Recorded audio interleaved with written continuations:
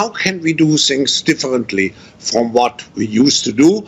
And if we speak about differently, it means also how can we do it to make sure that you will own nothing. And you will be happy.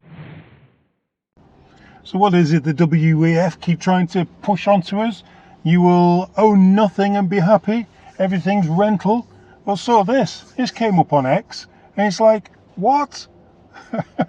What's she trying to say here? Every product is a service waiting to happen. If you think about it, I mean, your cell phone, why do you want to own your cell phone? How many of you own your cell phones? How many knows if the company owns it? It's actually not a lot. I mean, you want the function, you want the service, right? Why do you want to own a cell phone if you can just lease it? And if you lease, why shouldn't you lease your refrigerator or your washing machine or your dishwasher? Or why do you want to own it? I mean, it's not like the plastic in the middle. It's like, I own a broke dishwasher. I mean, wow. No, why don't you want to go into a business model where the company owns it?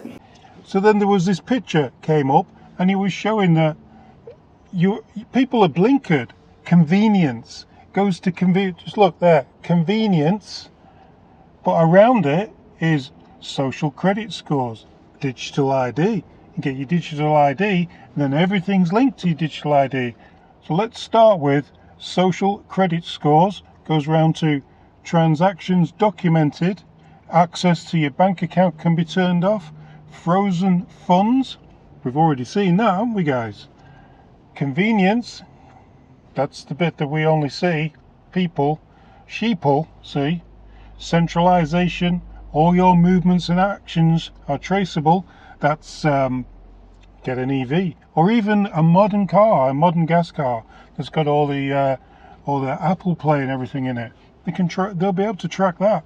Like you've got your OnStar and stuff that you can go into. Yeah, they'll be able to track your car.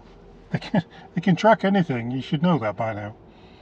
Zero anonymously. Yep.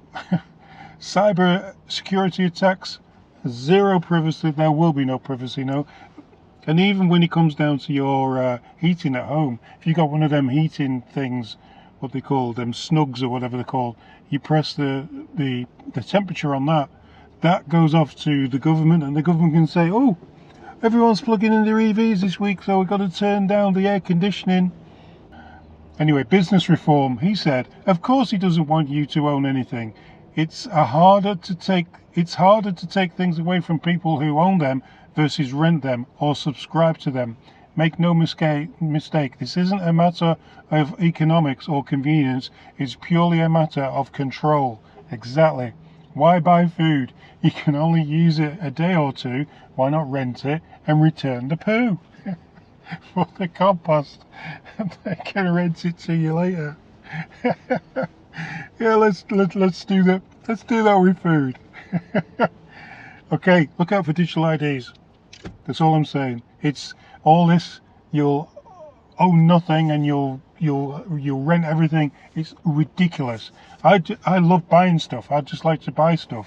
I don't like the Spotify thing, for records. I like to have the physical vinyl record or a tape or a CD.